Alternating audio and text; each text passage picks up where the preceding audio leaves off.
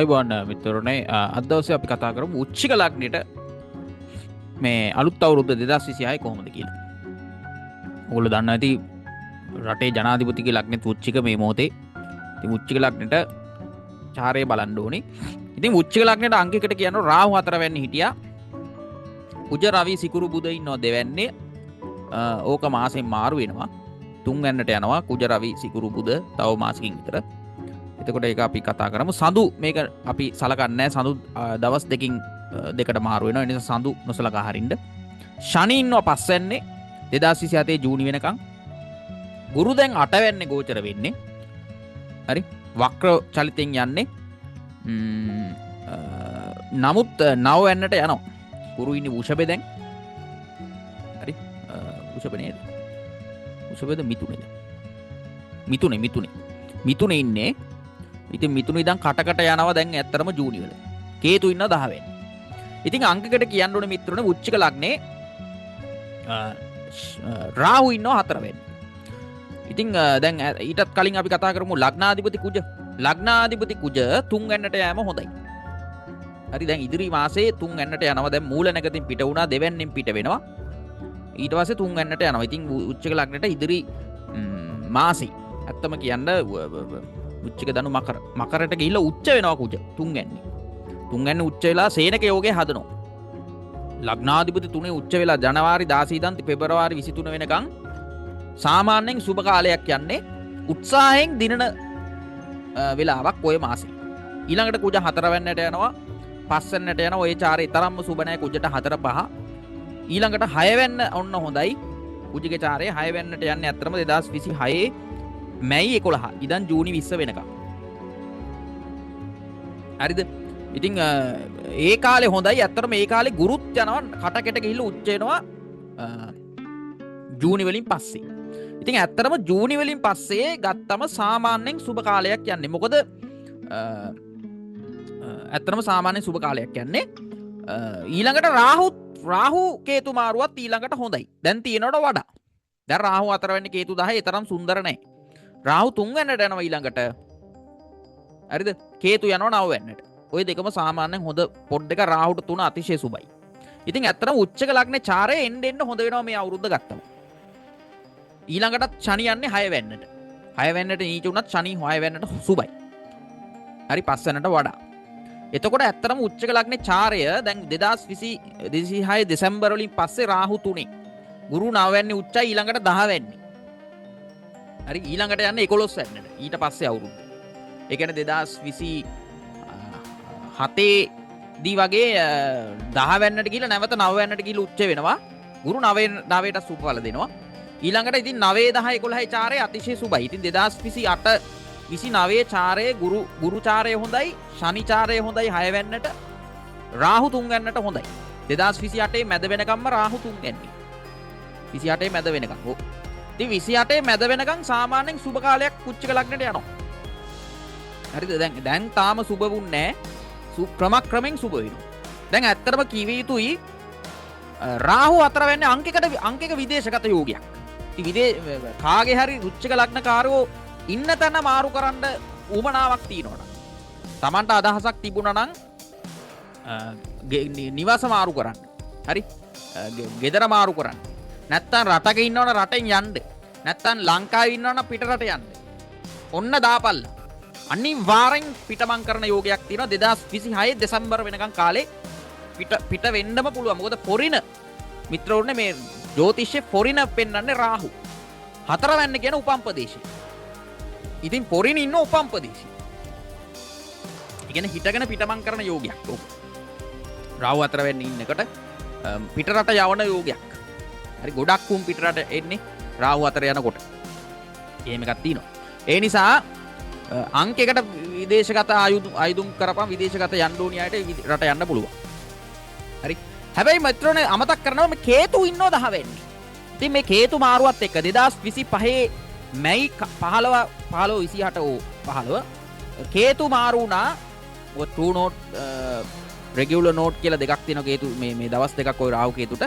28 තමයි හරියටම true node මට මතකයි. ඉතින් 28 හරි මේ අවුරුද්දේ මැයි 28 හරි මැයි 15 හරි ওই දවස් දෙක එකක ඕ ඒ මැද කේතු මාරුණා 10 වෙනිට.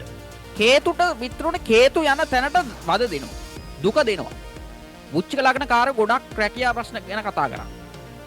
රැකියාවට කෙලවෙලා කෙලවෙන්නේ නමුත් ප්‍රශ්න රැකියාව එපා වෙච්ච තැන තියෙනවා. ඉතින් ඒ කේතු 10 වෙන්නේ ගෝචරේ. ඕක ඇත්තටම මිදෙනවා මිත්‍රවරුනේ කවදද? ඊළඟට කේතු මාරුව. ඒක වෙන්නේ 2026 දෙසැම්බර් වල. ඉතින් රැකියාවට සුබඵල දෙන්නේ දෙසැම්බර් වල තමයි. එතකම් පිටරට යන්නත් පුළුවන්. රාහු මාරු වෙනවා දෙසැම්බර් 2026 දෙසැම්බර් 3 වෙනිට යනවා. රාහුට 3 ජැක්පොට්. හරි රාහු හොඳට වැඩ කරනවා 3 වෙන්නේ. ඉතින් ඇත්තටම 26 දෙසැම්බර් වලින් පස්සේ රට යන එක තරම් සුන්දර නෑ. රට යන්න බැරි වෙයි. නමුත් රැකියා ප්‍රශ්න විසඳෙනවා 2026 දෙසැම්බර් වලින් පස්සේ. දැන් මේ ශනි ඉන්නවා පස්සේ. ශනිට පහ සුන්දර නෑ මිත්‍රවරු. හරි. ශනිට පහ දරුඵල සම්බන්ධ ප්‍රශ්න එන්න පුළුවන්, ආදර සම්බන්ධ ප්‍රශ්න එන්න පුළුවන්. වෘශ්චික ලග්නේ ශනි කියන්නේ මිත්‍රෝනේ වෘශ්චික ධනු මකර 3 වෙන්නාධිපති. 3 වෙන්නාධිපති 4 වෙන්නාධිපති. ඊතරම්ම සුන්දර මේ 3 වෙන්නාධිපති ත්‍රික් ස්ථානයක අවසන් ත්‍රික් ස්ථාන. හරි. ඉතින් 3 වෙන්නාධිපති නිසා ඊතරම්ම ප්‍රශ්න කරන්නේ නැහැ. නමුත් ශනිට පස්සන්නේ ඊතරම් සුන්දර නැහැ. ශනිගේ චාරේ මිත්‍රෝනේ හොඳ සුබඵල දෙන්නේ 3 6 11. හරි. ඉතින් ඇත්තරම පස්සන්නේ ඊතරම් සොඳුරු නෑ විශේෂයෙන් විවාහයේ පස් මේ 7 වෙනි දකින්න ශනි. ඒතර විවාහ ප්‍රමාද කරනවා. ආදර සම්බන්ධතා ප්‍රශ්න එන්න පුළුවන්. ඒවා ප්‍රමාද වීම ඇති වෙන්න පුළුවන්. මොකද ශනි පස්සන්නේ ගෝචර වීම නිසා. හරි. ඉතින් ඕ වගේ කචල් ටිකක් තියෙනවා. නමුත් ඉන් එහාට ලොකු අවුලක් කරන්නේ නෑ. ශනි පහට ගියා කියලා. ශනි කියන්නේ 3 4 අධිපති නිසා ලොකු ප්‍රශ්නයක් වෙන්නේ නෑ. අසුබම ග්‍රහයෙක් නෙමෙයි වෘශ්චික ලග්න කාර්යෝන්ගේ. ඒකත් මම කියන්න ඕනේ. නමුත් සුබම ග්‍රහයකුත් නෙමෙයි 3 වෙන්නාධිපති නිසා. හරි. ගුරු 8 වෙන්නේ ගෝචරේ ඒ තරම් සුන්දර නෑ. දැන් ගුරු කාගේ හරි වෘශ්චික ලග්න කාර්යයේ ගුරු මහ දසාව ගුරු අතුරු දසාව යනවනම් මේ කාලේ අගුණයි. කවදා වෙනකන්ද? 2026 ජූනි වෙනකන්. ඕක අගුණ මේ ගුරු දසාවක් හෝ මහ දසාවක් යනවනම් විතරයි. හරි. ගුරු දසාවක් හෝ මහ දසාව. දැන් ගුරු කියන වෘශ්චික ලග්න යෝග කාර්යයක් මට මතක. වෘශ්චික ධනු දෙවැන්නාධිපති මකර කුම්භ මීන පස් වෙන්නාධිපතියා. ඉතින් පස් වෙන්න දෙවැන්නාධිපති 8 වෙන්නේ ගෝචර වෙනවා. දෙවැන්නෙන් පෙන්වන මිත්‍රෝනේ ධන ස්ථානේ. ධනෙ පවුල.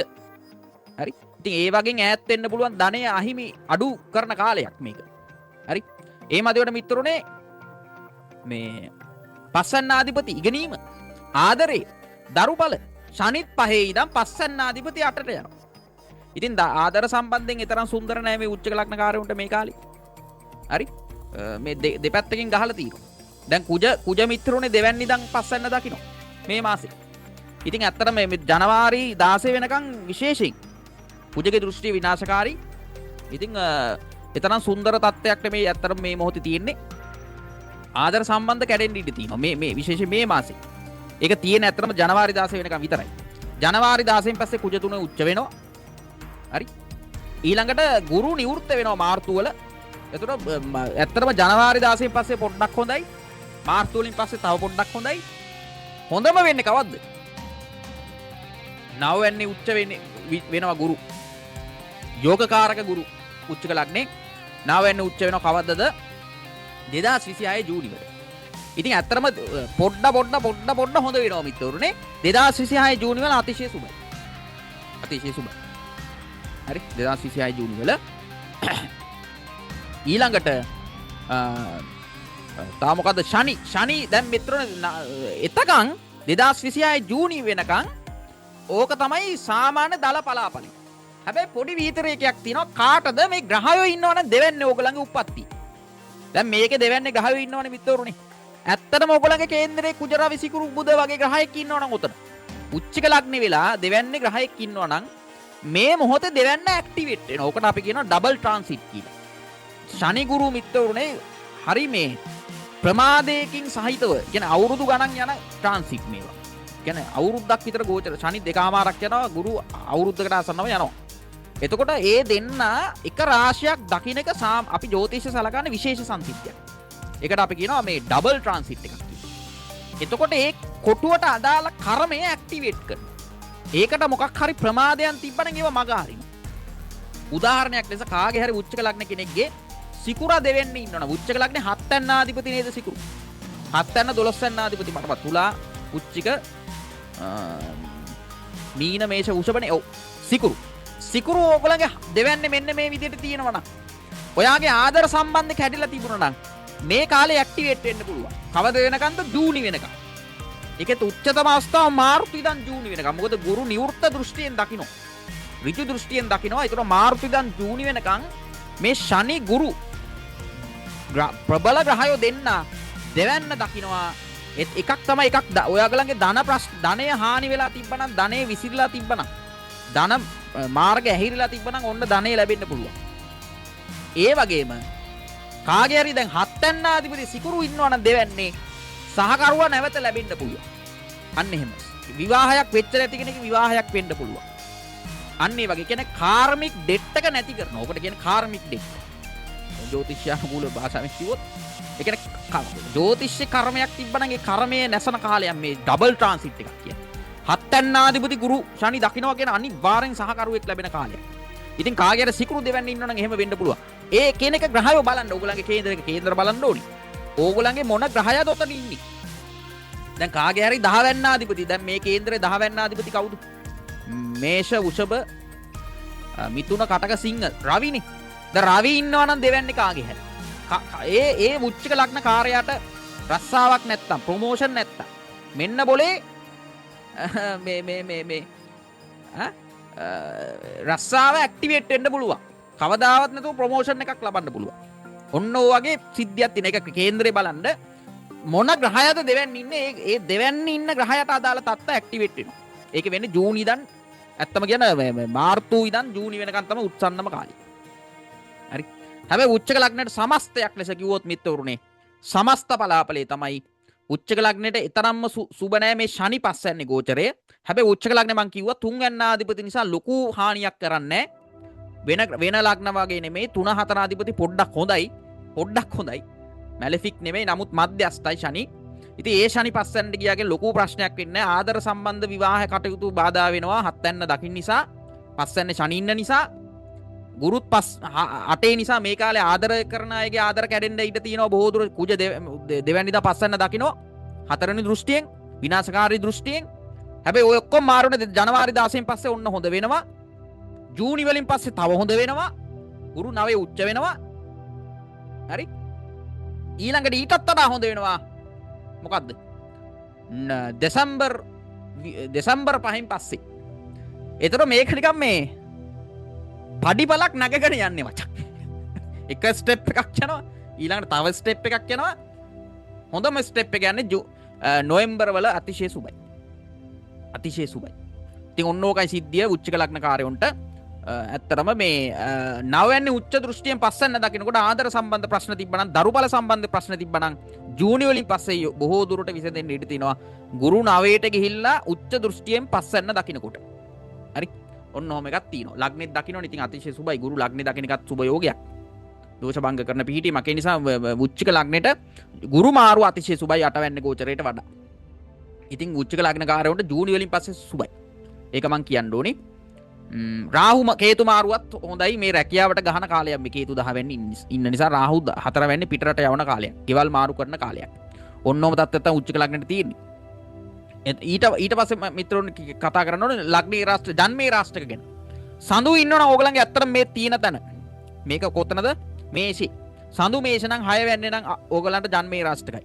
සඳු 5 නම් කාගේ හරි. ඡයන් ඉන්නවනම් 5 වෙන්නේ. ඒක මීන රාශිය. මේ එතරම් ජන්මේ රාෂ්ට්‍රකයි. සඳු කාගේ හරි කුම්බේ නම් රාහු ඉන්න තැන ඉන්නවනම් සඳු චන්ද්‍රයා හරි එතරම් ජන්මේ රාෂ්ට්‍රකයි. නැත්තම් සඳු සිංහේ ඉන්නවනම් කාගේ හරි සිංහ කියන්නේ ඇත්තටම මේ 11 වෙනිනේ. සිංහ කන්‍යා නෑ සිංහ කොයිද බම් මිතුන කටක සිංහ නෑ 10 වෙන්නනේ. සඳු 10 ඉන්නවනම් ඔව් සඳු 10 ඉන්නවනම් කාගේ හරි ජන්ම අෂ්ටම හැදිනවා. හරි සඳු 10 වෙන්නේ කාගේ හරි ඉන්නවනම්. ඉතින් ඔන්න ඔය ඕක ගැන පොඩ්ඩක් පරිස්සම් වෙන්න. ඒ රාෂ්ට්‍රක හැදෙන විදිය ඒ අයට සඳු කාගේ හරි 4 5 6 නැත්තම් 10 වෙන්නේ සඳු ඉන්නවනම් ඔය පලාපල එන්නේ නෑ ඕගලන්ට. ඒ අපලයි. ඒකට මිත්‍ර සර්වඥතා ඥානෙ ඕනේ. මගේ අත්දැකීම ජන්මේ රාෂ්ට්‍රකවල ඕන නරකක් වෙන්න පුළුවන්. ඉගෙන සරලව කිව්වොත් අපල. ඒක ඩිපෙන්ඩ් වෙනවා ඔයාගේ දසාව මොකද්ද? ඔයාගේ රාජෝග දසාවක් යනවනම් පළ දෙන්නේ නැහැ. සෙනසුරා යනවා නම් පළ දෙනවා වැඩි. හරි ඔන්න ඕක කේන්දරේ බලන්න ඕනේ සඳු සෙනසුරු වගේ දසාවක් යනවා නම් නැත්තම් හොඳ දසා බලගතු දසාවක් යනවා නම් ගුරුගේ දසා යනවා නම් ලොකුවට පළ දෙන එකක් නැහැ. බලවත් කේන්දරේ බලවත් ග්‍රහයක් යනවනම් පළ දෙන එකක් නැහැ. නමුත් ඔය ඒ අයට අපලයි. ඒක මතක තියාගන්න. ඒ අයට මේ පලාපල එන එකක් නැහැ. එතකොට ඒක මේ මගේ අවුලක් නෙවෙයි මචං. ඒක ඒ කේන්දරයේ අවුලක්.